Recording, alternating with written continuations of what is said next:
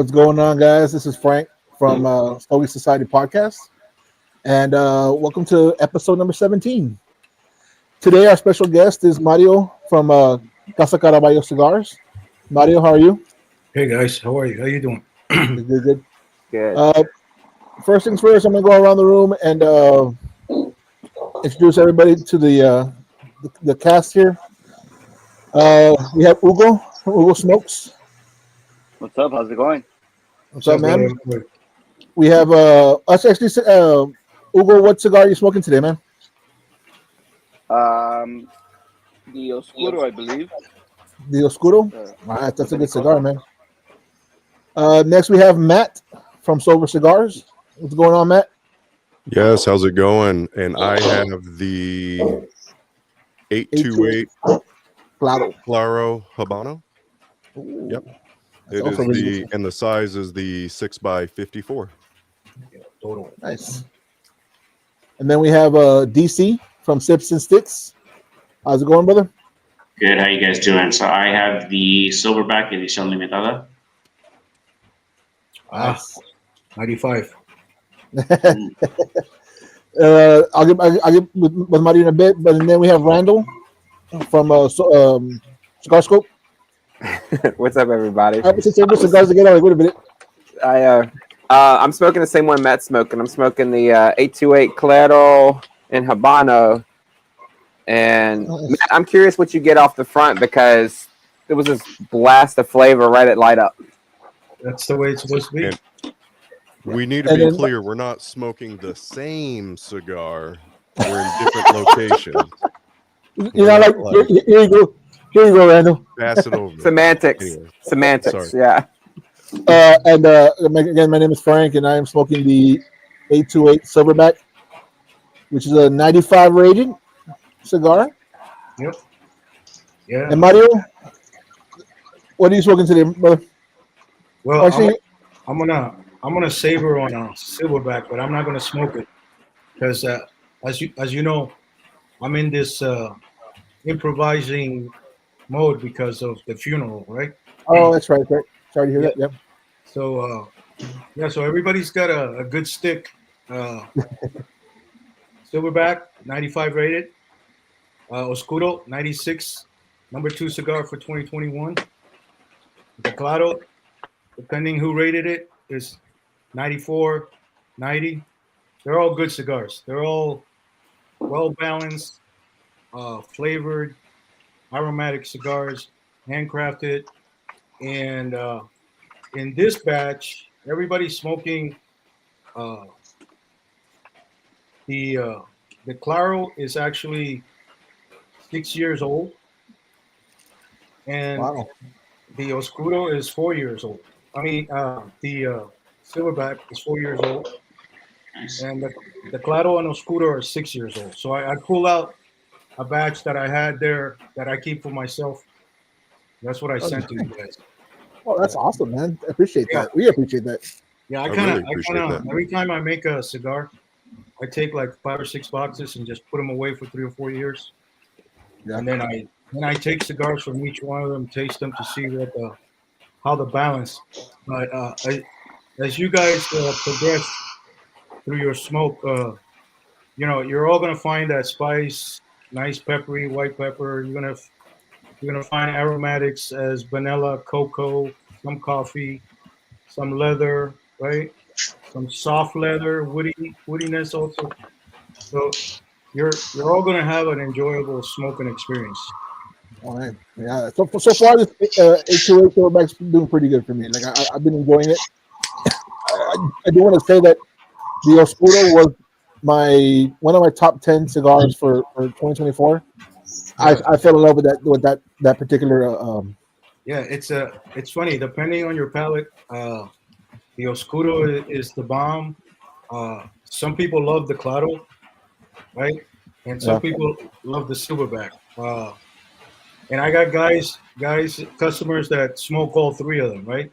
You know, they hit the Claro in the morning, they hit the Silverback at noon, and then at night they hit the Oscuro, or vice versa, right? I like smoking that Claro at night myself, or at lunchtime, right? Yeah. Yeah. I'm enjoying it so far. Yeah. So My first cigar today. yeah. So unfortunately, we live in this industry where your your name is more important than the quality and quantity of what you provide, right? So Yeah. everybody's smoking a ring instead of smoking a cigar, you know. And in that process, a lot of people miss out on good cigars, right? Mhm. Because they just won't reach for them, right? Yeah. I totally agree with that. I think we, and then I'm guilty of it too. Like when I first started, and I started getting into the higher end brands. If I didn't see the cigar band, I wouldn't reach out for it. And now I think I'm geared more toward the craft boutique, like the lesser known. I want to find that good cigar, like that's hiding, that isn't aren't being pushed. And that's kind of what we wanted to start up with our show, is kind of like bring up some of these like lesser known brands or brands that aren't pushed by these big companies, and give them a platform. So I do appreciate you coming here, Mario. So um, tell us a little bit about your journey, Mario, to get to where you're at right now in the cigar industry. How was it? Like, where did you start, and what was your path?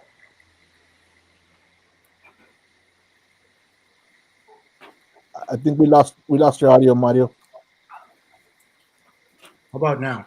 Hey, we got you. Okay. Yeah. So going back 60 years, my grandfather was a cigar maker and a smoker. My father was a cigar maker and smoker back in Cuba.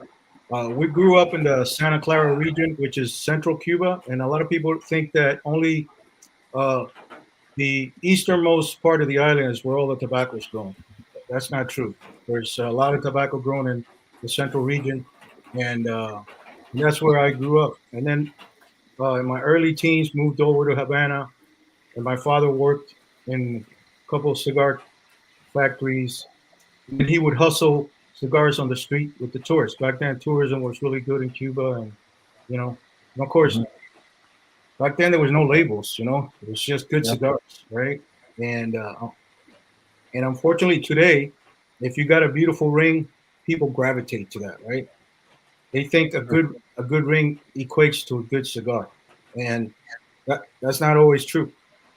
So, so the journey started when I was young.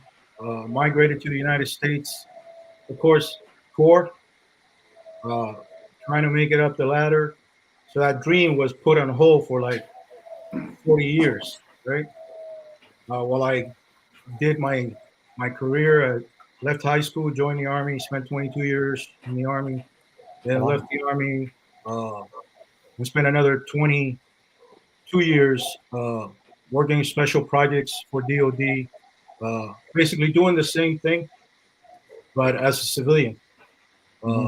traveling all over the place. Basically, I was chasing bad guys all over the world, you know.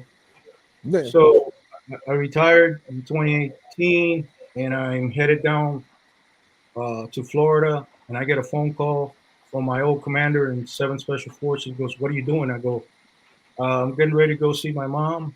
She's turning 97. What's up?" He Wow. goes, "I need you in Nicaragua tomorrow." And I said, "Okay, send me the details." You know. So I'm in Miami. I get the details, and basically, there are riots in Nicaragua, and we need to go get about 10 Mexicans and 10 Japanese guys out of Nicaragua into safe haven, right? So we immediately start the planning process, and this is going to take us a week, the most. Yeah. Get in, do a little reconnaissance, pay a couple people some money to do some transportation for us, and boom, we're out of there, right? Yeah.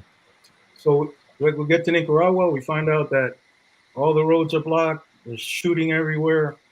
But this is going to take more than a week. It's going to take us a week just to get down to where these guys are at, right? Mhm. So fast forward, we get down there, we get them all up, and we bring him out, and we head to the border, put him across the border. There's a team waiting there for them, so they could take him to the airport in Honduras, and then get him out. And we did Mhm. that. on the way back, we're talking about, hey, there's a lot of work to do here for this company. They don't have security policies. They don't have travel policies. I mean, there's risk and threat assessments we could do. So we drafted a proposal on a napkin and spoke to the company security officer and says, hey, these are all the things we could do for you. And the guy said, oh, that sounds great. So what was supposed to be a week of a job turned out to be 3 years. Wow. So I'm in Nicaragua, in and out. Now we have to negotiate our daily rate, right? How much we're going to make. And when you're a senior consultant in the security business, it's anywhere between $1,500 and $3,000 a day, right? All expenses paid. We're talking top tier, right? Top tier. Yeah. We knew we couldn't ask for that money because the company doesn't have that money to sustain that type of payments for a long period. So I did my math and I told my boss, I need $828 a day for the risk I'm going to take. That's where the 828 comes in. Right? Oh. Okay. So the 828 is the salary that I was making in Nicaragua every day during those 3 years, right? And the cross arrows is the cross arrows for U.S. Army Special Forces, right? Okay. And then the yoke and arrow, that's where you take the ox and you grind the dirt and you go to work to crop that tobacco seed, right? Yeah. So that's where Yeah, I like the band. that's Yeah, where the right. ring that's where the ring comes from, right? The 828, the cross arrows, and then I'm sitting there one night smoking a cigar, and I tell my partner, I said, tomorrow I'm going to Esteli. I'm going to go find a factory. I'm going to take these old blends that I have from my grandfather. We're going to work them and see what we could come up with. So we got on the road the next day. We get to Esteli, and man, everybody wanted to rip us off. Oh, you got to buy 50,000 cigars. You got to buy 130,000, And Yeah. the sad part, all these guys are Cuban, right? Mhm. You know, they're all trying to rip you off. And I stop at this place to eat lunch, and I see this guy come in, and I go, I know that guy from somewhere. Dude, I'm having a flashback from 30 years back in Cuba. One of my friends is there. Now he owns a cigar factory, and he makes cigars. So I approach him, and I go, are you Papito Gomez? He goes, yeah. I go, you don't remember me? He goes, I don't remember. I said, Mario Caraballo. He goes, oh, I remember your father, blah, blah, blah. He said, yeah. I said, hey, man, are you dealing tobacco? He goes, yeah, I have a little factory. I said, good. I'm looking for somebody to make my cigars. And I can only do 10,000. That's all I could do. That's all I budgeted for. He goes, well, let's go. Come meet me later on and let's talk. So that afternoon, I went over to the factory. We sat down. We smoked a couple of cigars. We talked. And he agreed to do the first 10,000 cigars, which were these three blends that have been tweaked a little because, we have to imitate the Nicaraguan cigar, you know. Yeah. So, we're using in the Claro, we're using Habano, Ecuador, right? Grown in Ecuador, not in Nicaragua. We're using Indonesian Sumatra, grown in Indonesia, not in Nicaragua, right? Yeah. And then local fillers, right? And then in the silverback, we have San Andres, that's been aged for 4 years, with Sumatra, and then fillers from every region in Nicaragua. Right?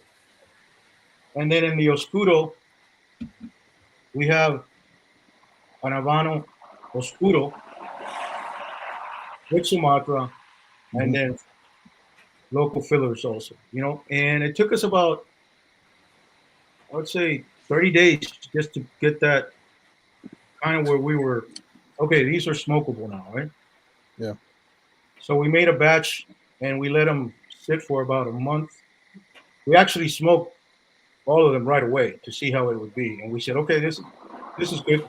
So we let them sit for a while, and then we lit them up, and I said, okay, these are good cigars.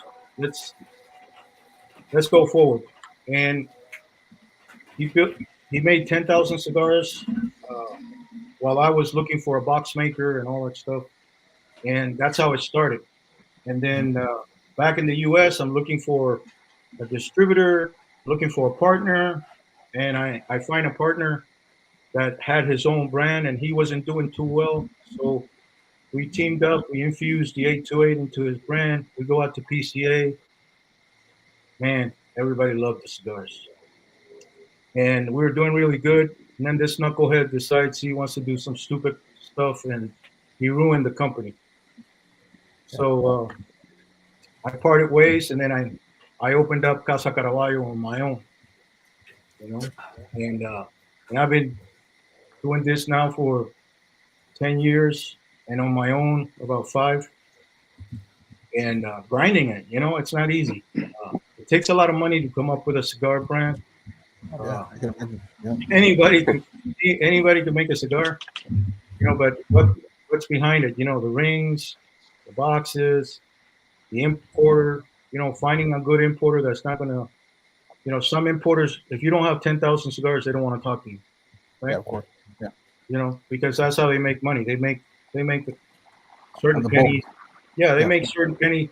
Well, the average importer, he makes 6 to 7 cents per cigar, right?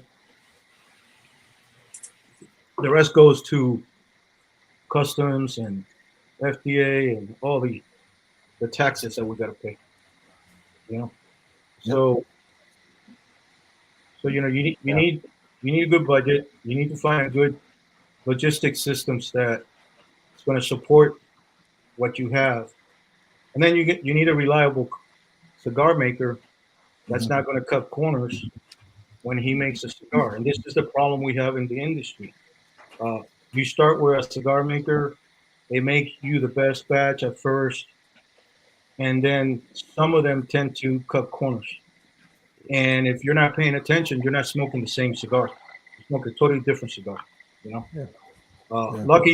Luckily, I have a company that's very ethical, and we make cigars the Cubanesque way. All the cigars you guys are smoking are very Cubanesque. Okay? And you're going to see how they burn even. You're going to see how well balanced they are from foot to mouth. I Yeah. mean, it's consistent like that. And that's the reason why I have these ratings. You know, I'm a nobody in the cigar industry. I'm a nobody, you know. But how many people that are small like me can say they have highly rated cigars by people who know how to rate cigars, right? Yeah. Yeah. Of course. You know, Mhm. so that makes a difference. You know, and Yeah. the hardest, and then comes the hardest thing, which is now you got the cigars, and now who do you sell them to, right? You got to knock on doors. Yeah. Yeah. I'm a retailer. I got my own retail shop in Davie, Florida. Uh-huh. Uh, so I know how hard it is to sell a cigar, and uh, and you got two types of retailers in America. You got the guy who's retired and just wants to hang out and smoke cigars, and he really doesn't care what he has in his humidor and how many cigars he sells. He's just hanging out, right? Yeah. Barely making it, going broke. And then you got the retailer who spends money, wants to grow the humidor. He has a lot of facings. He's bringing new stuff in, and he's running a business, right? Yeah. And when you run a business, you make money, right? Because you're always doing something new, right? Of course. You're always introducing something new to your clients, you know, uh, and introducing a handcrafted cigar that's not a legacy cigar is really hard because Mhm.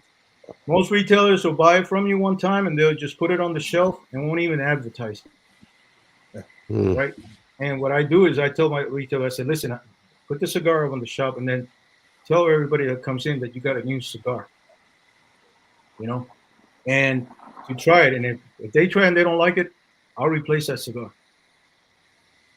Easily. That's excellent customer service right there. Yeah, Yeah. definitely. Well, here's the thing, right? Everybody deserves VIP service. Everybody. The guy who buys one cigar, and the guy who buys a box. They all deserve the same treatment. What we tend to do in America is the guy that comes in and spends $300. Just think about a restaurant. You get a client that comes in, he eats steak, potatoes, brings his lunch team with him, $500. All of a sudden, the desserts on the house, the drinks on the house, and then here comes that construction worker or that police guy who could only afford a hamburger and fries, and you don't give him anything because he's not VIP. He's just spending $20 versus $500, right? Well, I like to treat everybody as a VIP, right? So if you don't like my cigar, just tell me. I'll give you a new cigar, or I'll give you your money. Right? Excellent. And you can't go wrong with that, right? Yeah. As a matter of fact, in December I was at a cut and light, and I'm at a cut and light, and I don't know if you guys have seen. I don't know if you guys have seen the new cigar that I have, the Apache. No, we have not. Okay. So I think I saw it on your Instagram. yeah, so the Apache's a hit. It's a 91 rated cigar, and a beautiful band, and people like it. And this guy bought like 5 of them, and one of them was a little tight. Well, he brings it up to me. He goes, "This cigar is no good." And I go, "You sure it's no good, or you sure it's no? The draw is too tight." So I said, "Okay, let me have it." So I cut it, and I put it in my mouth. Man, the draw was fine, But when I did that, I said, "No problem. Here's a new cigar." He cut it. It was fine. He walked away happy. Yeah. But he wasn't smoking a shitty cigar. You see what I mean? Yeah. Just he didn't cut it right. And that's. I could have gotten mad and I could have gotten upset and said, "What do you mean it's not?" Everybody's not going to like your cigars, and that's okay. That's true. Everybody's got a different palate. Everybody's got a different taste, and everybody's not going to like your cigars. So going back to your original question, that's how this whole evolution came to where we're at today. And my store's in Florida, but I live out in Maryland, and my shops are all around the Virginia area, Maryland area. I got a couple of shops in Georgia.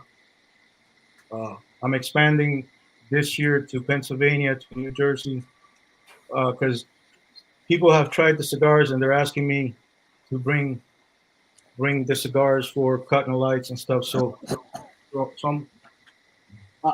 I'm doing that, and then during the 2023 PCA, I also introduced a Donello cigar, which was a collaboration that I did for a factory in honor of their father, Donello. Donello comes in Maduro, Rosado, and Claro, and 20-count boxes. And the Maduro is from Mexico, not from Nicaragua. Oh, wow. Oh, And if you haven't tried Mexican Maduro, it's totally different than Nicaraguan Maduro. The San Andres? It's from San Andres, but it's a Maduro. It's not a San Andres. It's Mexico Maduro. You know? It's grown in the San Andres region, but people call it Mexico Maduro. Excellent cigar. So a lot of the brothers love that in Maryland, and and they really gravitate to that cigar. And of Somebody course, was actually asking if your cigars were available in San Diego, but I think they're all online, right? Or yeah, they were online in San Diego. Yeah, and what about Canada? well, here's the thing with Canada. So, I'm at the man, Canada is hard. So I'm at the PCA, and I get this guy comes up, and he loves the cigars. And one of the things I learned at the PCA is never hand out your cigars and watch these people walk away, right? Yeah. They'll never come back. They'll smoke your cigars, never call you, never do anything with you. Well, and some of them will resell your cigars. You know what I mean? That's the kind of quality of people we have in the industry. Oh wow. So this guy from Canada comes in, he goes, man, how do we get these cigars to Canada? I said, you tell me, because you're the one that's got to pay the taxes, not me. Mm-hmm. And Yeah, it's pretty high. yeah, it's like 90%. You know what I mean? And no cap. and the also, and then you gotta have a ring on top of this ring that's kind of like olive drab, and you gotta spell out the name like Silverback 828. Yeah. You know, you can't have Yeah, it can't be attractive. Yeah, it can't be attractive. You know. Yeah. So he took about 20 cigars with him, and he sold them all, but it's just too expensive for him to get them in there, right? And then in Canada, as a matter of fact, the factory that I work with, they make the biggest boutique brand in Canada. It's called Havana Castle. Oh yeah. Havana Castle has like over 30 some stores in Canada. They're a monopoly in Canada. They're powerful, right? Yeah. And their stores are beautiful. And that Havana Castle line is top notch, right? You don't find it anywhere else in the world except in Canada, and there's one store they have in London. That's the only place you can buy those cigars. They're really good cigars. So Canada is one of those, just like the EU, right? The EU, you got to register your cigars. It's a hassle. I got some guys in Spain talking to me right now. They want to buy cigars, but they just want to buy like 500, 1,000, and that's too expensive, you know. When you're only buying 500, 1,000 cigars, because you're going to pay for the shipment. You're going to pay the same, whether it's 500 cigars or whether it's 1,000, right? Mm-hmm. You know, so I told the guys, I said, you know, find 3 or 4 companies that want to buy a cigar, then you make one order, and then you break it up once it gets to Europe, right? You know what I mean? And we could work that way. And I have this guy in Switzerland who bought 6 boxes. He sells them at his store. People love them. So he says he's going to be buying more cigars. And shipping to Switzerland is real easy.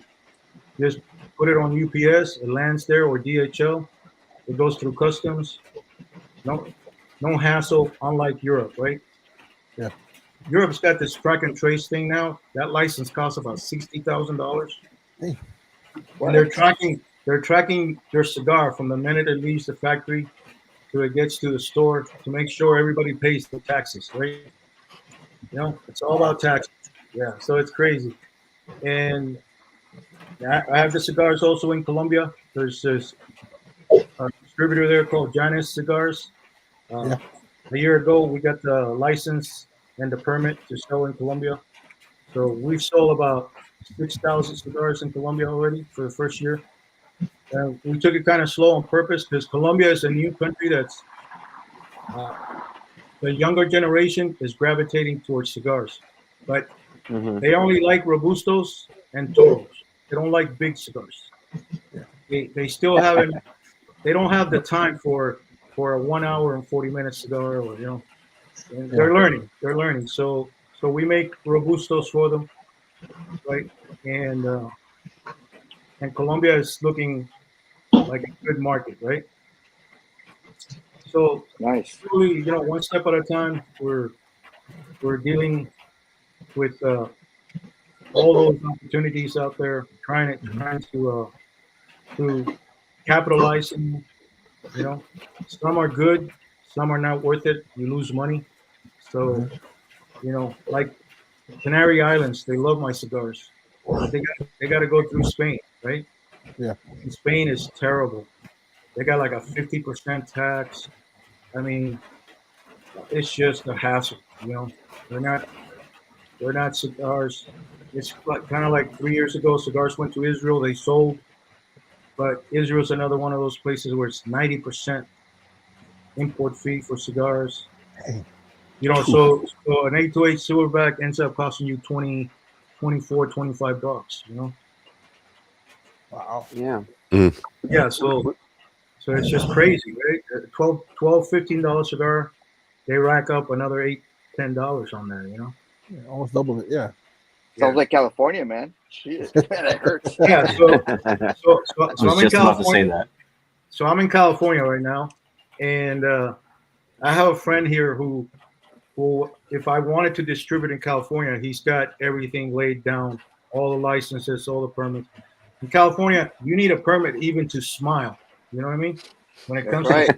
to even when it comes to cigars, you need a permit for this, for that, for this. I mean, it's just crazy. So Oh yeah, his name is Santiago Cigars. He's down in Santa Maria, and Oh, Santiago. I have yeah, some of his cigars. yeah, he's got some Dominican cigars, pretty good. Me and Yeah, Santiago, Dominican. yeah, he's got good cigars. Santiago's a great guy. He Nice. he's an agriculture engineer by trade. We actually grew some Oh, we actually grew some tobacco in California, and it wasn't bad. But it's one short season, right? It's not because of the cold weather. So, but what part of California are you in, Mario? right now I'm in the valley. I'm in Modesto. Oh, in that valley. Yeah, that valley. Yeah, Okay. yeah, where When everything people say goes. Yeah, when people say the valley, I think like San Fernando because I'm over here in SoCal. yeah. I'm in the bread basket. Yeah. You're in the agricultural zone. Yeah, where We got a everything goes. question from the guest. It's a two-part question. He's asking, how long ago were you in the 7th, and do you happen to know Colonel John Townsend? Man, I know a whole bunch of Townsend, but I don't remember a Colonel Townsend. You know what I mean? Okay. Yeah. I think he's ex armed forces too. That's why he's asking that. Yeah, I mean, if it's a specific unit, then I could kind of grind it. But yeah, I mean, 22 years, a lot of people with the same name, right? Yeah. Yeah. So it's Oh, crazy. yeah. Yeah. So California. Walked into a store the other day. Guy's got everything in there. I mean, he loves the cigars, and man, he's trying to nickel me for the taxes, right? Well, why don't you pay the taxes? I go, bro. Do you tell Plasencia that? Do you tell Arturo Fuentes that? What is wrong with you? You know what I mean? Yeah. They kind of throw that curveball at you to see if you bite, right? Of course. So you get in some stores and you don't, and that's fine. That's the nature of the industry. I linked up with this Wolfpack Cigar Club. Mhm. That guy's been buying. Josley's been buying a lot of cigars from me, and he sells them at a good price. Oh, okay. Because I can't sell online because if I sell online, then I'm defeating the retailer, right? Yeah. I'm competing with them. It's not fair, So you don't sell personally online, but other people sell online, or Yeah. how does that work? Yeah. So I don't sell online because if you're a retailer and I'm selling you a stick for X amount of dollars, and then I have it online for more or less, then people are going to buy from me, not from you, right? Yeah. And that's not fair to you. So I stay away from online sales personally. I sell to people who sell online, right? Just like some stores that I sell to, they have an online shop and they can sell cigars there. Mhm. So it's kind of like it's a courtesy thing, right? Yep. It's a courtesy thing. And have you ever encountered where you've gone to the retailers that have your cigars and you realize that they're not really pushing your brand and taking your stuff out? Oh yeah, like I said, you have some stores that they'll buy the cigars and you have the cut and light Everybody loves the cigars. They'll buy the cigars, and then they just put them up in the humidor, and they don't tell the rest of their clients that, hey, we got something new. Have you tried this cigar? So what I do is I tell them, listen, it's real simple. Train the guy who's behind the counter that when a customer walks in the door to get out of behind the counter, greet that customer, walk with him or her into the humidor and say, by the way, here's what you're looking for. But if you want to try something new, that's something you're going to like, we have these 3 new cigars here, right? That came in last week. That's from Casa Caraballo. This came in the other week. That's from another brand. And, now that person's going to buy 2 cigars instead of 1, right? Because people like to try new things. It's human nature, you know? It's like that Amazon Basin came out. Wow, right? Yeah. Everybody's buying that cigar. The stores are out of it, Yep. And then you smoke it and you go, okay, that's a good cigar, but it's not a wow cigar, right? But it's a nice, enjoyable cigar, right? Well, it's sold because everybody gave it a thumbs up, Yeah. Everybody was talking good about that cigar, and it is a good cigar, Yeah. And sells like crazy, right? I have stores that sell my cigars like crazy. There's a Black River Tobacco Company in Dunn, North Carolina. Yeah. He sells silverbacks like crazy. He sells Apache like crazy. As a matter of fact, he asked me to make the silverback in a Robusto because his customers are asking for it, right? So the next batch that's coming out, he's got Robustos coming just for him, right? Oh wow. Just for his store, right? Are you in any shops since like the Triangle of North Carolina, Raleigh, Durham, Chapel Hill area? Yeah, so I'm in Dunn, North Carolina. That's pretty close to the Triangle, That's Okay. that's like 30 miles from Fort Bragg, from Homestead Cigars. Oh, near Fayetteville, kind of near Fayetteville area. Yeah. And I'm getting ready to go up to. There's a shop in Charlotte that's interested, so we're working the details out, and it's hit and go, hit and go, hit and miss, hit and go, So it's it's a hustle every day, right? Yeah. It's a Yeah.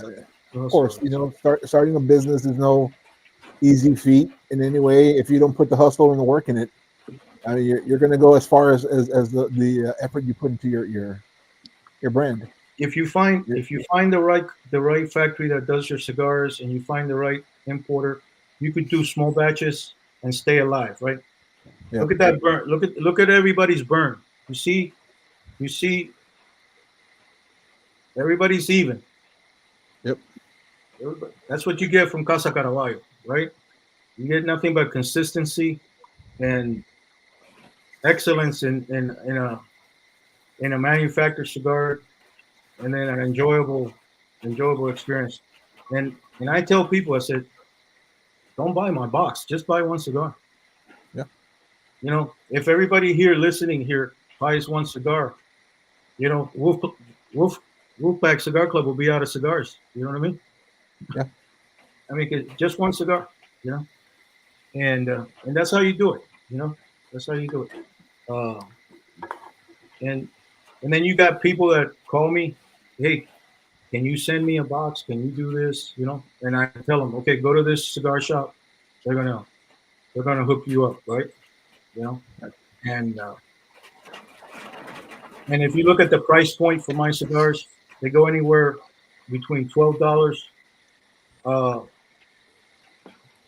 Silverback and the Apache are selling for 18 in the Virginia area because it's Virginia. You got high taxes also. That's still below $20, right? Yep. And it's still an excellent smoke. So what's the Claro go for? What's the what? What's the Claro go for? Claro. The Claro? Yeah. That one is you see that in Virginia for anywhere between $13.75 to $14.40.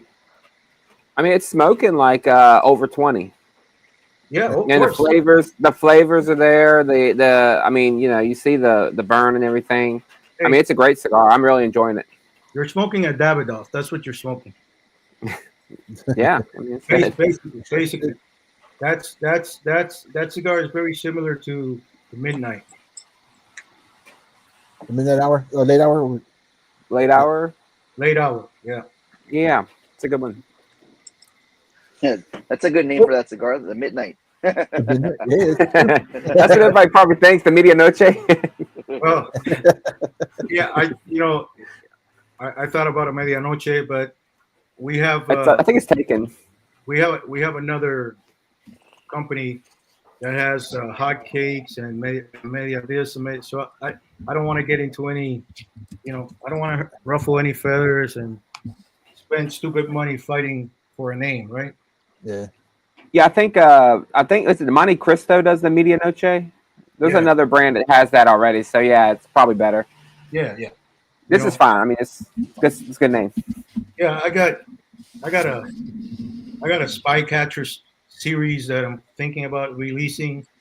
So it'll be like one new blend with three different vitolas, and it's one of the projects that I worked when I was chasing bad guys. Uh, so still writing that out, debating, and you're always thinking new things, right? Yeah. And the thing is that it takes a lot of time to put out a good cigar. I could walk into the same factory where I make my cigars. Sometimes you have clients that order 5, 6, 7,000 cigars, and then they pay the 50%, and then they don't pay the rest. So the cigars just sit there. And I could walk in there and buy those cigars like for 60 cents, 40 cents a piece, right? But I gotta buy like 10,000 of them, right? Yeah. And then I could put a Mickey Mouse label on it and sell them for $5, $6, But I didn't create that cigar. It's not my Exactly. cigar. Yeah. You know? You're So then I take away from all my creativity, right? Everything you're smoking there has my heart and soul in it, right? So, uh, when you're done, you could say that was a shitty cigar, or man, that was a great experience, right? Either way, I accept both because not everybody's gonna like the cigar, right? And we're in a tough industry, We're in a tough industry where we're competing with the legacy brands, and the legacy brands have all raised up their prices.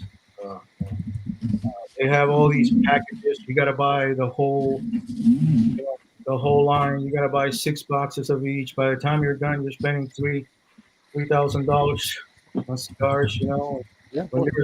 When you're a retailer, if you don't have that kind of money, that's hard on you. Where I come in and I say, what do you want? You want a blend? You want 2 of these, one of these, 3 of these? What do you want? I work with them, and my goal is not to sell you a cigar once, but it's to sell it to you throughout the whole year, right? Correct. Correct. And if you do that, $40 here, 60 here, 90 here, starts adding up at the end of the year. Yeah. So yeah. And the other thing about my cigars is I only let women roll my cigars. I don't let men roll my cigars. Why is that? And what is that? Right. Yeah. So when I started my cigars, I asked Papito, I said, give me your best rollers and have them roll 2 cigars each. And of course, the girls always beat the guys because they have sensitive fingers and they pay attention to detail, right? Where guys get, after 200 cigars a day, they get lazy.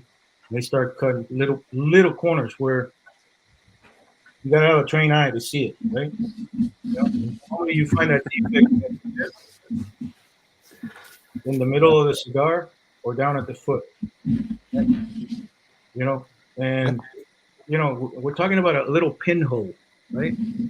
Well, if you have a little pinhole on that wrapper, that's not a premium cigar anymore. Right? And you can't see it, but I can. Right? So that type of quality control is important. Right? You know, so I find that women have more sensitivity in their hands, and their detail, their attention to detail is just unique, right? Plus, we don't wash our hands after we use the restroom. So see, What's this wee shit? that's what Yeah, now you're letting that's out what all Mike said. I know. Hey. Yeah. Oh, not Randall. Randall's too metro for that. He's got to put his Oh, version yeah. and everything on. Man, pulling out a 2010 term. Retro. Yeah, all the secrets now. Yeah. So now, would you consider your brand to be a boutique or a craft? Well, people, some people think I'm busy. Mhm. Some people think boutique is a nasty word, right? Give me a second. No worries. Cigar check. Dude, this cigar is. Dude, yeah, it's really good. Yeah, so get closer to it. Yeah, so Matt, you like it? I do. Okay. Mhm. All right, Good. go ahead. Sorry. Let's see. Take care, man. Good. All right. We'll see you. We'll see you soon. All right. Thanks for everything. Yeah. So getting back to your question, some people think of boutique as a dirty word, right? Mhm. It diminishes the cigar, right? And people are just confused. Look, at the end of the day, this is a handcrafted cigar, Okay. right? You want to put the boutique word in front of it, when I go into a store, I don't tell anybody I'm a boutique brand. Oh yeah. Okay, I make premium cigars, and they're handcrafted. If they want to call me a boutique brand, that's fine. That's that's okay, But when I hand them my cigars, they're getting a premium stick, right? Mhm. That's well made, the highest standards in the industry. The fermentation is like no other, right? We don't cut corners there like a lot of companies do. Mhm. Because they got to push stuff out every month, bro. They got to make those numbers. Yeah. People get fired. Salespersons get fired in the big companies. I could name you 3 companies right now that the senior sales guys left there and now are working for the company they left before Yeah. because they didn't make the numbers, right? Because for them it's millions of dollars, right? And if you don't make the number, then they think that somebody else is going to come and make those numbers for them, you know. And if you're a new brand and your price point is like Arturo Fuentes, Yeah. Are you crazy? Yeah. You can. That guy's been around 100 some years. Give me a break.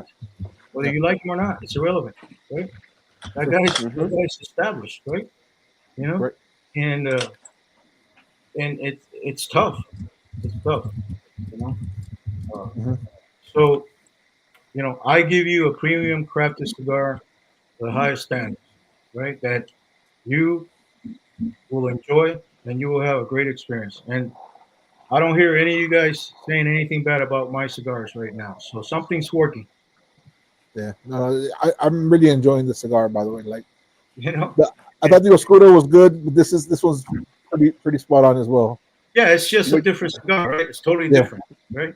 This one's It the is. one you're smoking. It's got a little bit more spice, more pepper, chocolate. If you really dig in halfway, you'll see the chocolate in there. It's a totally different experience. Yep.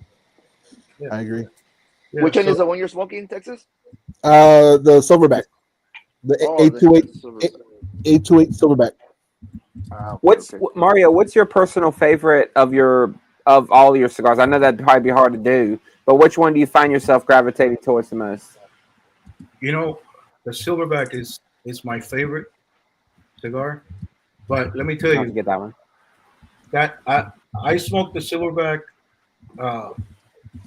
when I'm like, everything's got to be synced, right?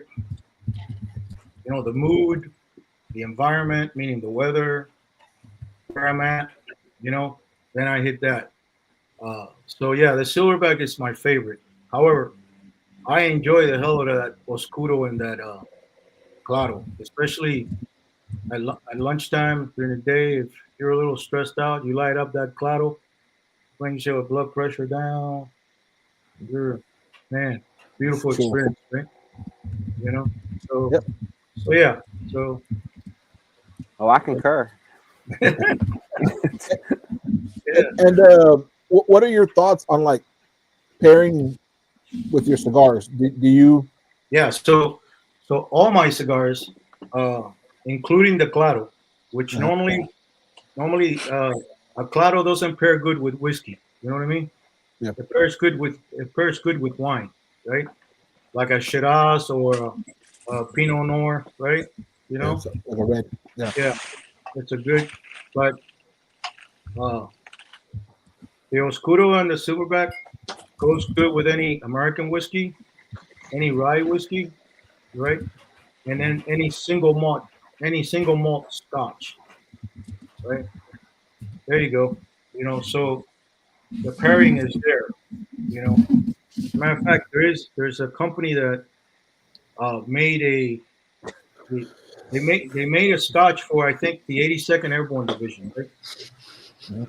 And they called me the other day and they said, "Hey, we heard you're a paratrooper and you were in the 82nd and you make cigars and you know, let's talk." You know, Yeah. so I sent them a letter and I said, "Okay, here's my background. Here's what we could do together. You know, here are the things you got to consider because they're a small company too. You know, so I want to make sure that they don't get ripped off. And because when you do something like this, uh, collaboration like that, it's not about the money. It's about getting the brand out there. Yeah. That's worth more than the money, right? Hmm. Because then that people will come. They will come. Oh, that that cigar made by that guy who was paratrooper. Oh, okay. Let me buy one. You know, if every paratrooper in the 82nd bought one cigar, that's 30,000 cigars. You know, Yeah. Wow. you know. Somebody is in Southwest Michigan is asking how he can get your cigars, Oh Mario. man, there's a bro. I'll have to camping cigar. Okay, I'll remember that. I have to send you. There's a guy in Southwest Michigan that buys my cigars. I can't think of his name right now. Uh, The shop. it's not. No, he's a mobile cigar guy. Oh, His name mobile. is. Oh, okay. Oh, a His name is mobile lounge. Is he a yeah, lounge? Oh, yeah, cool. Yeah, yeah, I like those. Those are popping up everywhere. yeah. His name is I think Zimmerman or uh, I know his first name is Perry. Let me see some. Perry Sillinger. Yeah, Perry Sillinger from Great Lakes Cigars. Great Lakes cigars. Yeah, Great Lakes Cigars. Yeah, and Oh, Great Lakes. Okay. yeah, Great Lakes Cigars. Look them up. They're online. And so you know, so what's my 5 year plan? Any There you future go. plans you can speak on? Yeah. So yeah, any good business has your 5 year, 10 year plan. You know, so I in 5 years I hope to have grown from you know uh, 10, 15 stores to hopefully 60, right? Wow. Which is where I was before my partner went rogue on me, right? You know, but Well, you have to rebuild those relationships with the store owners. And there's some states I'm cutting out, you know, because uh, you know the owners don't pay on time. Uh, they give you a credit card and credit card balances, and I mean you could think of it. It happens in the cigar industry, you know. of course. So so so that's a 5 year plan to be like in 60 stores, uh, and part of the plan is also what I do with my retail stores. So the 5 year plan was to have a second store we're going to beat that by 2 years. We're going to open up a second store next month in Miramar, Florida. It's called Smokin' Daddy Miramar, and hopefully that will grow the company, right? Yeah. You know? Well, that's awesome. That's an awesome plan. Yeah, I mean, yeah, I did the stores. The stores were an investment for my sons, right? It's something that I did so when I'm gone, they have something there they could play with, right? Of course. Yeah. Yeah, because they both have their careers. You better take a picture of that before it Yeah. disappears. Yeah, I should with the background being the. Yeah, I mean that's beautiful. But yeah, so it's everything's a challenge every day, right? Yep. Right. I mean, today I got called from a store. Hey, I need a box tomorrow, and I said I can't give it to you tomorrow because I'm not in town. It's got to be on Friday, right? Mhm. So Friday I'll wake up in the morning instead of putting it in the mail, I'll drive an hour and deliver it, right? And when you treat your customers like that, they appreciate you. Yeah, it's taking that extra step to Extra step, yeah. to give them that experience, because Yeah. that's going to stay more in their head than Yeah. if you just send them send it to him, right? Exactly. This is a fun question. What cigars would you pair with chewing tobacco? Which one of your cigars? That's Dude, kind of fun. I mean, that's kind of like smoking 2 cigars at once, right? yeah, well, Double the nicotine. this doesn't have any chemicals in it, so it can't pair with Copenhagen. But Oh, okay. if you're gonna chew any of these cigars, chew the Oscuro, right? Oh, there you go. Okay, that's a good way to do it. Yeah. What if they meant that beer from Denmark? Isn't there a beer called Copenhagen also? Yeah, there is. Yeah, there is. So maybe if it's a Copenhagen beer, then you can have any of the 3 cigars because they all pair good with beer. Yeah. So, what is your take on like these cut and light events? Like, do you think that do they benefit you to go out to some of these events? Yeah. So cut and lights are a give and take, right? Mhm. You have some retailers that all they want is to take. Hey, come do a cut and light, and but so they want to do what's called a no risk cut and light. No risk meaning they don't have to buy any, right? Yep. And I only do those if I know you well, right? Yeah. I'll do backflips for you if I know you well. If I don't know you, then we have to establish that relationship, that trust. I'm not going to drive six hours to sell $300 worth of cigars. You know what I mean? Yeah, I totally get that. I gotta make at least minimum, $1,500 for those 6 hours. Because you're driving for 6 hours. You're not going to drive back at midnight, so you got to get a hotel. So that's $200 right there, right? Yeah. And then 6 hours. That's two tanks of gas. That's $140 right there, the way gas is, right? So that's $340 right there off the top of expenses, right? If you ask one of the big guys to come to do a cut and light, some of them charge you $5,000 up front, $2,000, $3,000 up front. Yeah. And they give it to them, and then they complain about buying 6 boxes of cigars, right? Yeah. Which is $1,800. So cut and lights are good if you have the right client, the right retailer, that he's going to bring in a lot of people. He does the right advertising, then you get a big crowd, and then you have a special. You buy 3, you get 1 free. You buy 4, you get 1 free, right? Yeah. You buy 5, you get you have a special for them. You have raffles. Like when I do a cut and light, I take some T-shirts and hat, and I do a raffle for $10. You get a 20 count box. You get a $7 or $80 lighter, and then you get a $20 hat and $20 T-shirt for $10. Yeah. Right. You got 5 chances of winning something, right? Yeah. Yeah. And people like that. Uh, and, Definitely. you bring in a good crowd, and the store is going to make money, and you're going to make money, right? Yeah. So the retailer has a lot to do with how much money they make in that cut and light, right? Mhm. And luckily, the retailers I deal with, they advertise it, and and they're good nights. They're 1,000, 15. My best night was $2,000 on a cut and light. Wow, that's pretty good. Yeah, and it was unexpected because I didn't think I was gonna. There's a bunch of golfers. They all have money, but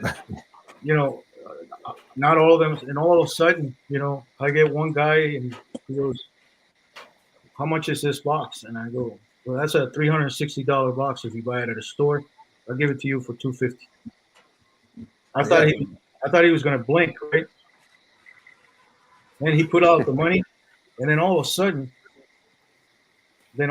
all his friends starts lining up, and they all want boxes. Yeah. Monkey see, monkey do. I love it. You know. Yeah, of Yeah. course. Hey, Mario, I know you had a cutoff time of an hour. Yeah. How do you feel? Are you good? Like, Yeah, you want to drop off or you stick around a little longer? We could go a little longer. Yeah. Yeah. Okay, perfect. Yeah. You want to address this question right here, Frank?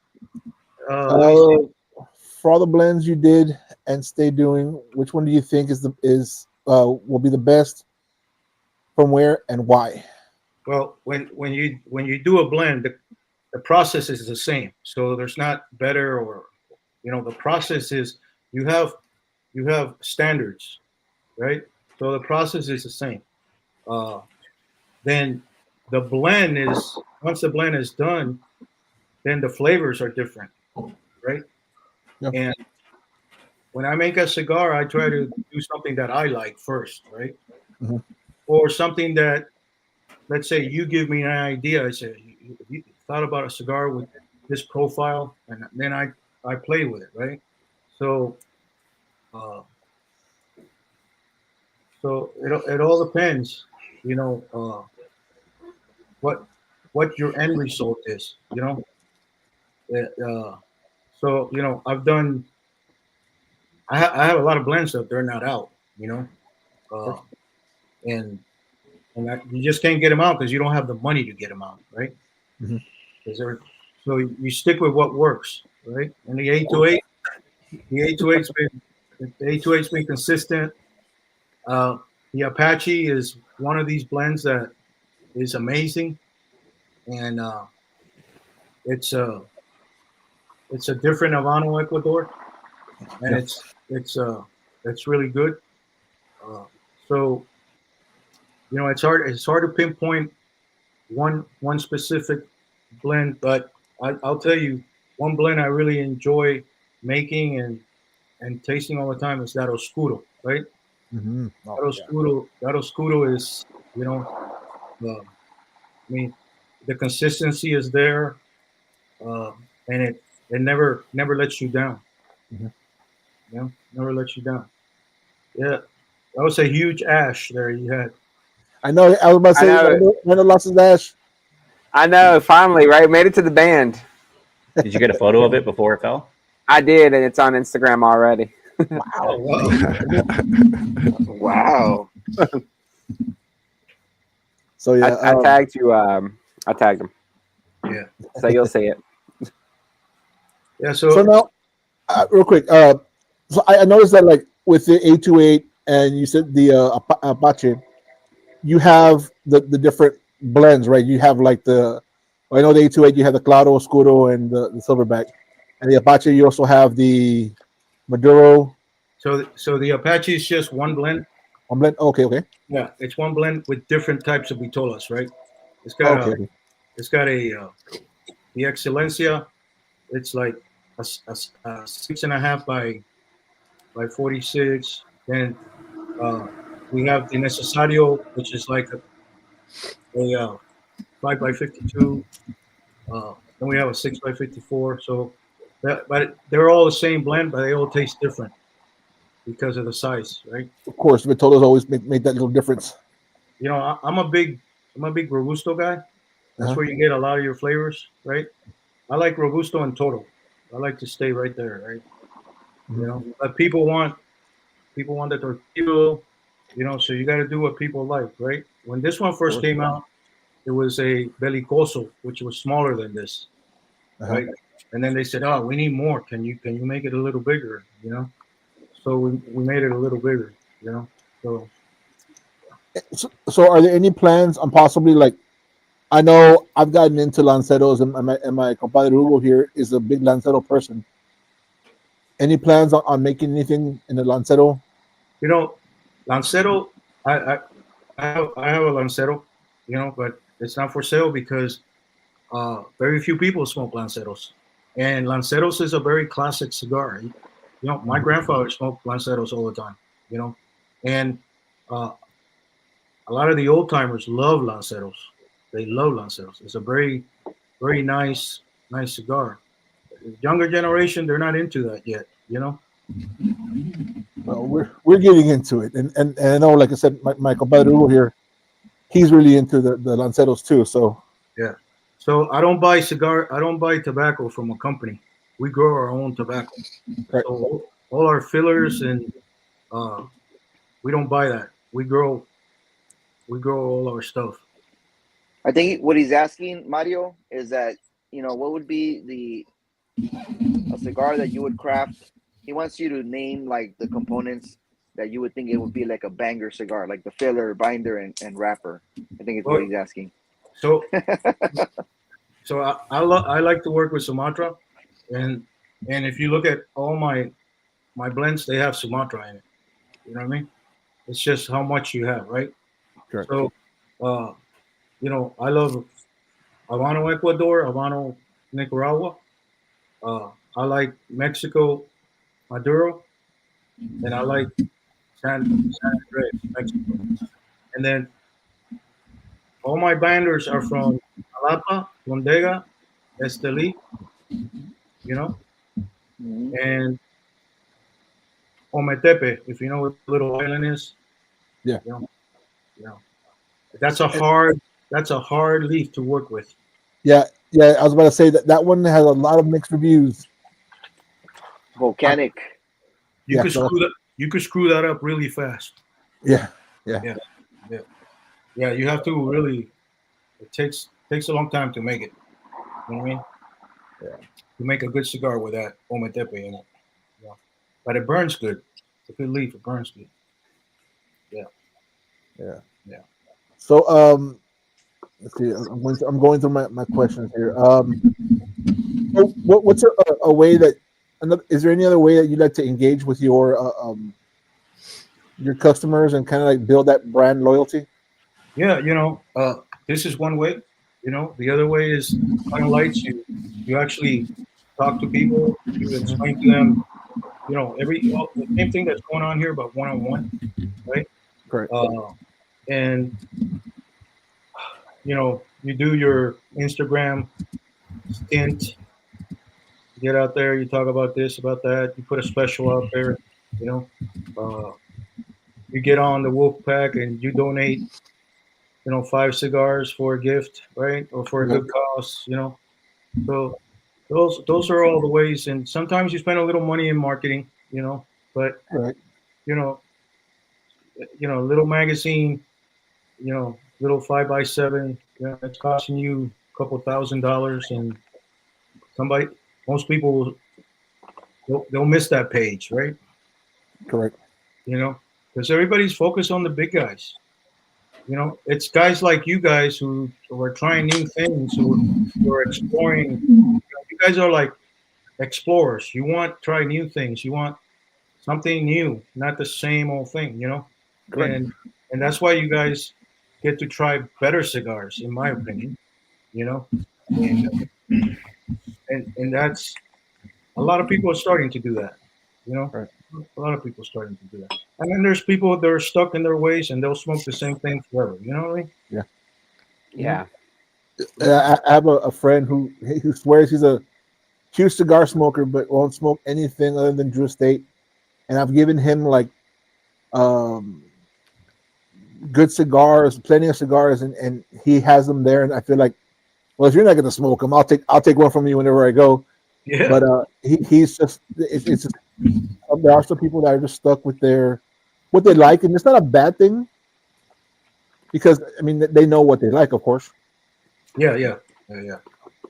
Well, Drew State makes some great, Mm-hmm. you know.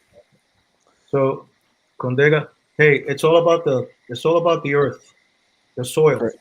The soil is different everywhere, and the nutrients in the soil. So, same same country, different region.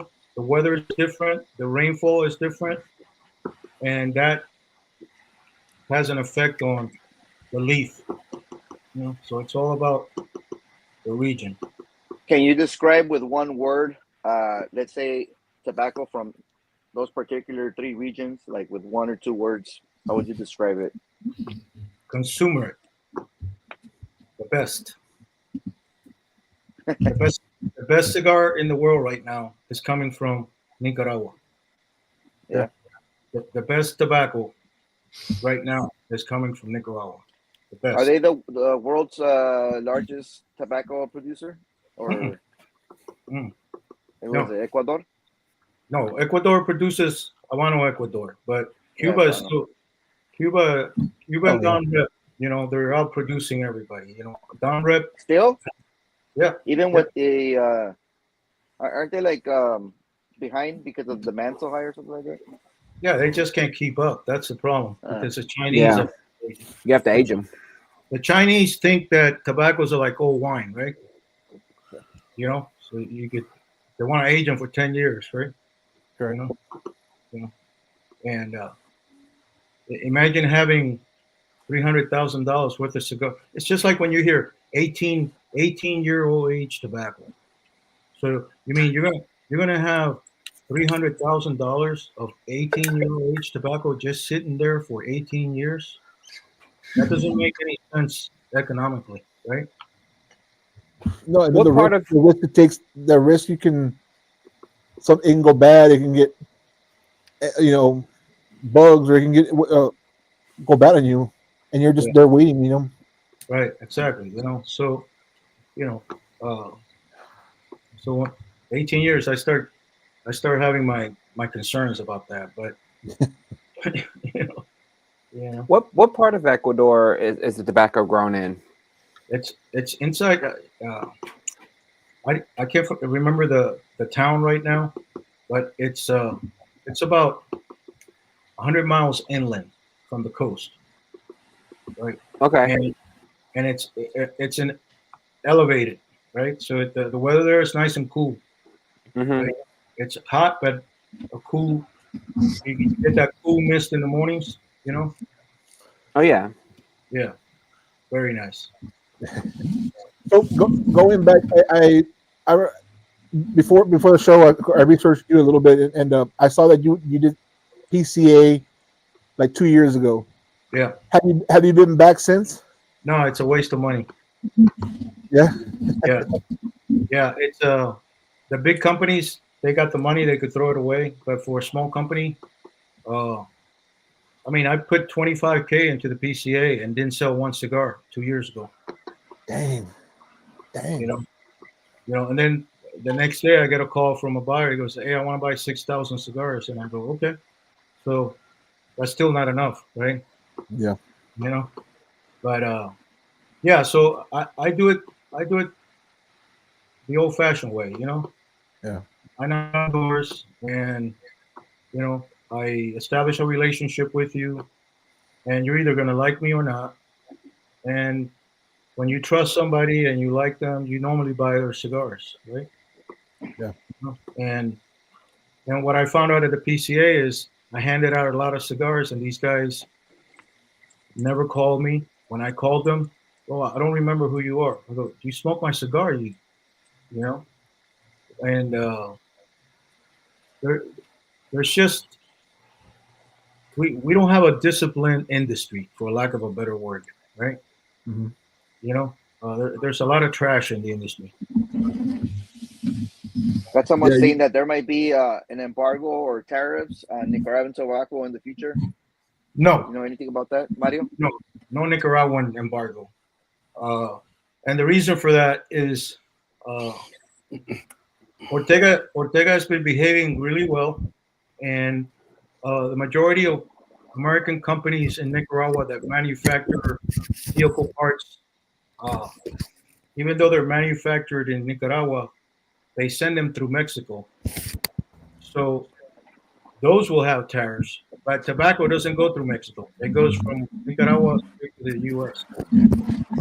So there's no there's nothing in the near future for tariffs on tobacco. Mm.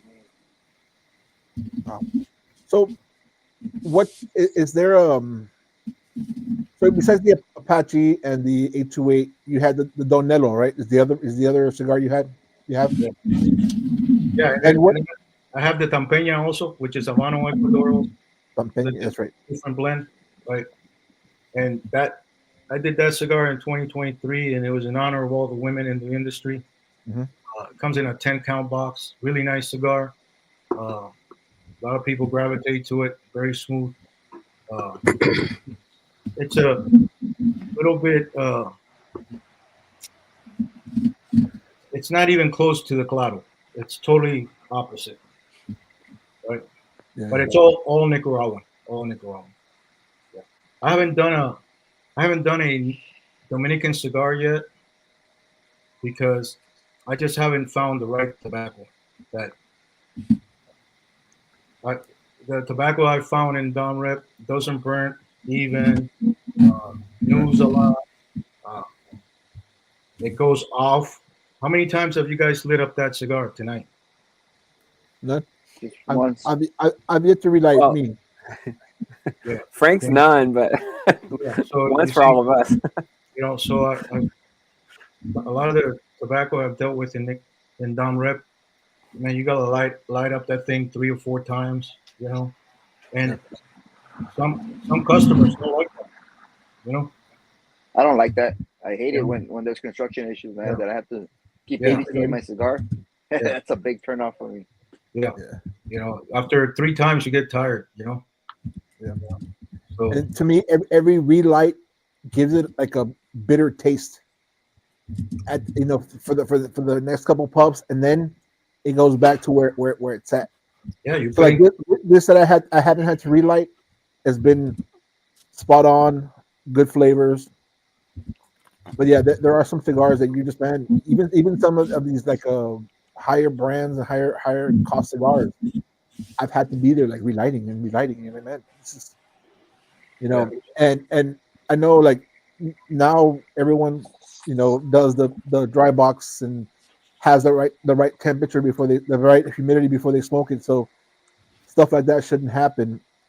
But I guess still depending on the leaf, you're still gonna get that issue. yeah.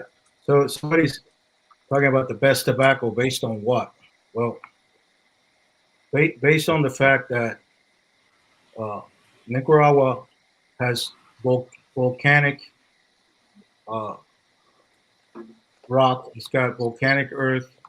The minerals are totally different from the Dominican Republic. Yeah. And in my opinion, the best tobacco right now is Nicaraguan, based on a lot of factors: uh, availability, uh, the consistency of the leaf.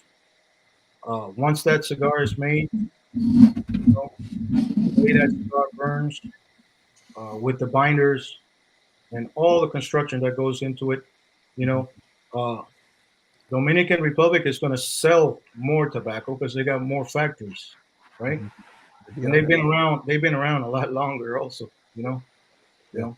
And there are great Dominican cigars. Don't get me wrong, but I feel that today the Nicaraguan tobacco is even better than Cuban tobacco. Okay. Yeah. I mean, I know I'm sure there's going to be some people that might disagree with you on that one, but it's your opinion, of course. Listen, my factory buys Cuban tobacco, Yeah. and they put Cuban tobacco in some of their cigars for countries like Costa Rica, Yeah. countries that are not the U.S. Right, Of course. and that gives the cigar a totally different taste, which is really good, right? Yeah. So it is true that selected tobacco uses Cuban tobacco. Yeah. Well, That's I don't know if they. undisclosed. I don't know if they do that. I know that There you if you go. get caught, that's violating the embargo. You know what I mean? Yeah, for So sure. you don't play with that. Yeah. But I have heard like of course with Instagram you follow all these other cigar brands that are Indonesian and stuff like that, and some of their cigars do contain Cuban tobacco, so you do see that. Yeah. No, there is. I mean, there is some cigars out there that have a little bit of that Cuban spike in it. Yeah, of course. And I've smoked a few that are delicious, right?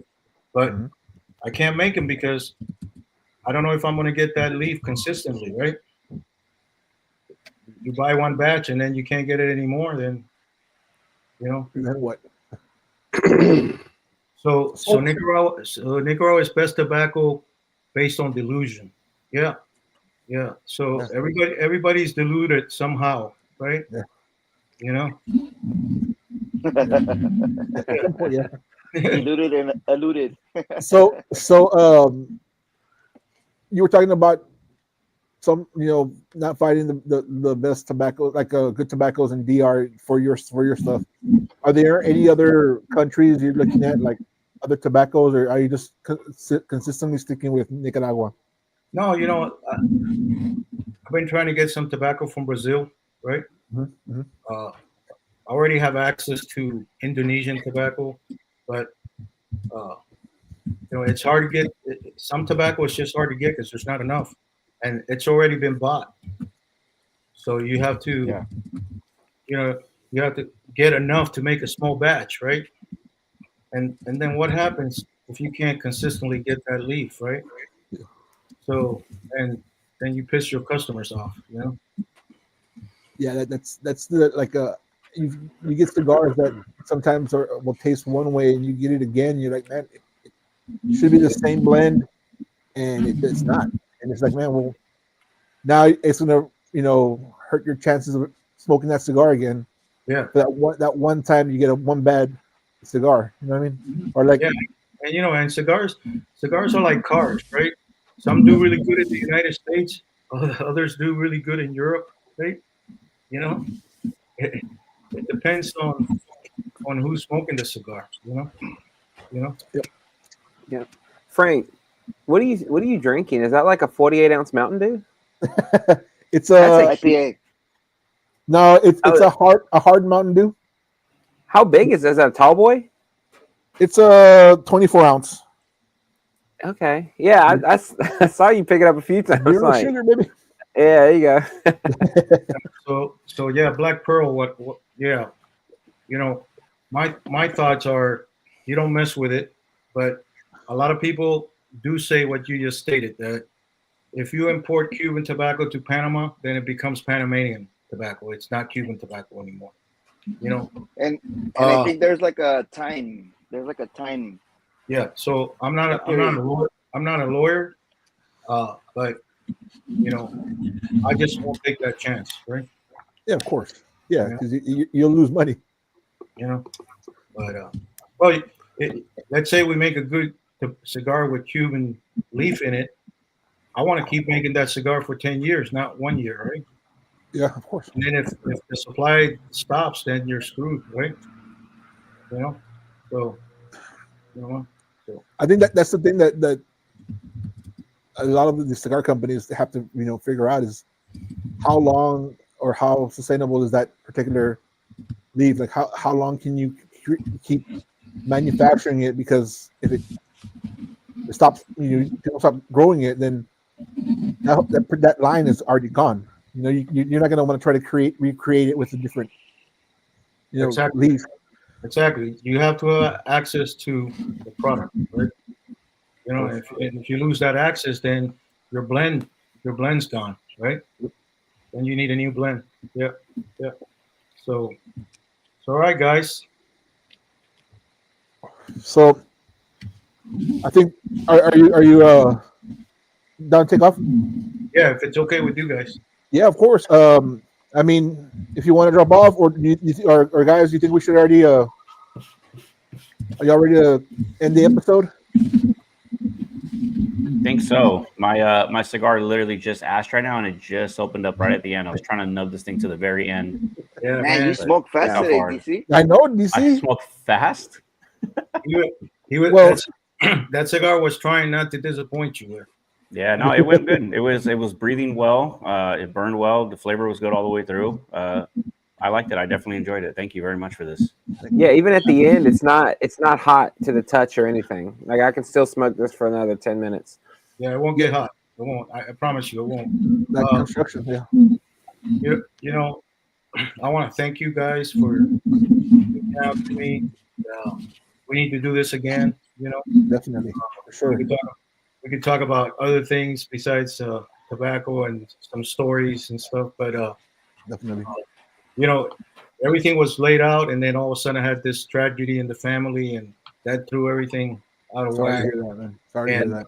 no, you know, like they say, shit happens. The problem is, you know, I'm not in the right setting for you guys, you know, and but I appreciate everybody that came online and asked a lot of good questions. As a matter of fact, this is probably one of the most pointed questions I've been asked, and they were all great questions.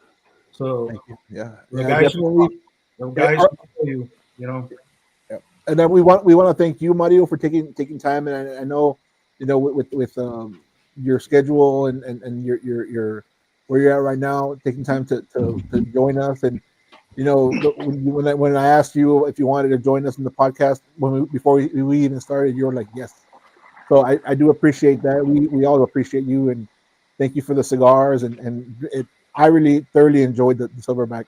It was great. Appreciate that. You know, just tell your friends, and you know, just have them buy one, just one. Yeah, for Just sure. one cigar. Yeah. You know, Yeah. one cigar. Definitely do You know, that. and if you ever decide to have like I don't know if you guys have a club or something, you know, and if you do, if you want to buy cigars, then we'll give you good prices for your club. And you should Yeah, have. yeah, definitely, man. Like I said, we're just starting, so we're trying to figure out a lot of the stuff. So maybe down the road it could happen, and I'll reach out to you for sure, man. All right, brothers. You know, I appreciate all of you. Thank you, and Thank you, also Mario. thank you for your service, Mario. I forgot to mention that earlier on. Thank you, man. Appreciate We you guys. appreciate that. All right. All right, guys. So we'll go ahead and end the podcast here, real quick. Hugo, what do you have going on this week? I got another Cuban review on Saturday, and then my live on Friday morning. So, yeah. Fancy pants. Mm-hmm. What about you, Matt? We got another Roma Craft coming. We got a Dunbarton Amarilla review coming out. Recording some of the chat. Erica and I have some things in the works. So yeah, got a few things coming out. That's awesome. Looking forward to it. How about you, DC? Nothing set in stone. I'm having fun just making those little videos with watching you guys' reviews and doing some stuff in the background. It's been fun. So kind of all I got at the moment. Yeah. That's awesome. How about you, Randall?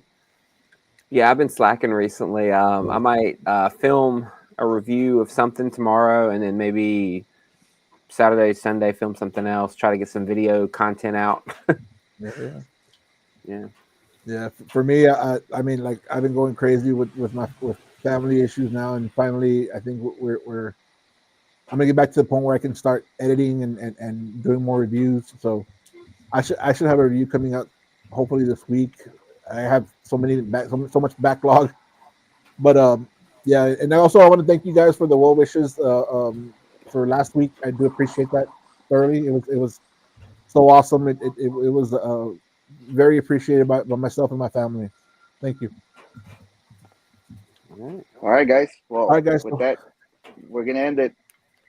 Thank you all for joining me. Everybody, Thanks, good everybody. night. See ya, everyone. See you. Bye, Carpenter.